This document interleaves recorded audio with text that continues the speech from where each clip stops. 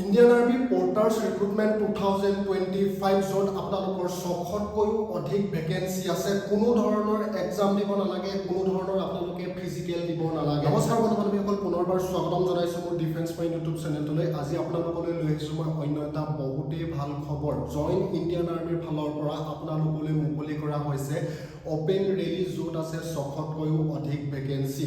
যদিহে আপোনালোকে ভেকেঞ্চিসমূহ এপ্লাই কৰিব বিচাৰে 2 আগষ্ট তাৰিখৰ পৰা আপোনালোকে এপ্লাই কৰিব পাৰিব।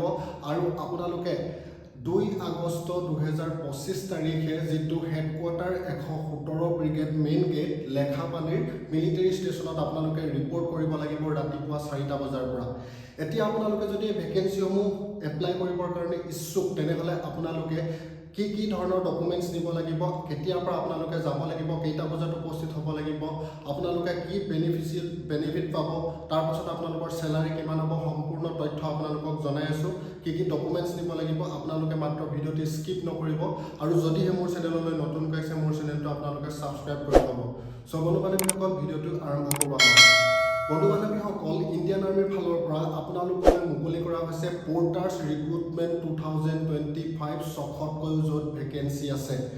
বন্ধু-বান্ধৱীসকল, আপোনালোকে মাত্ৰ এই চাকৰিটো যদি কৰিব বিচাৰে 179 দিনে এই ছাৰ্ভিচত আপোনালোকে থাকিব পাৰিব। যদি আপোনালোকে ইচ্ছুক, তেতিয়াহে আপোনালোকে পদবিলাক এপ্লাই কৰিব।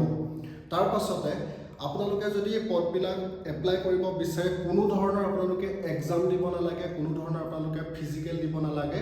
মাত্ৰ আপোনালোকৰ ইলিজিবিলিটি ক্ৰাইটেৰিয়া বিচাৰিছে, তেওঁলোকে মেডিকেলি আৰু ফিজিকেলি ফিট হ'লে আপোনালোকে তাত গৈ এপ্লাই কৰিব পাৰিব। তাৰ পাছতে ৰিকুৱাৰ্ড ডকুমেণ্টছবিলাক হৈছে আপোনালোকৰ Aadhaar card, passport size photo 8 copy, যিবিলাক কালাৰ ফটো নিব লাগিব।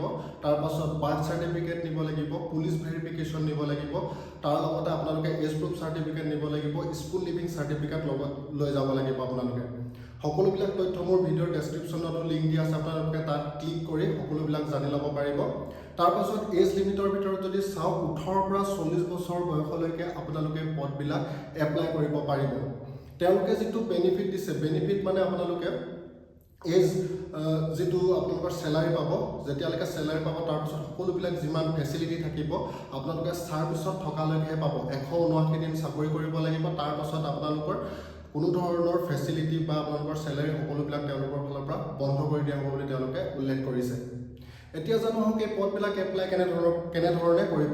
এপ্লাই কৰিবলৈ হ'লে আপোনালোকে কোনো ধৰণৰ এক্সাম বা কোনো এপ্লাই কৰিব নালাগে। আপোনালোকে ডাইৰেক্ট হেডকোৱাৰ্টাৰ 117 ব্ৰিগেডৰ মেইন গেট যিটো লেখাপানীত আছে, তাৰ মিলিটাৰী ষ্টেচনত গৈ আপোনালোকে ৰাতিপুৱা 4টা বজাত 2 আগষ্ট তাৰিখে উপস্থিত হ'লেই হ'ব।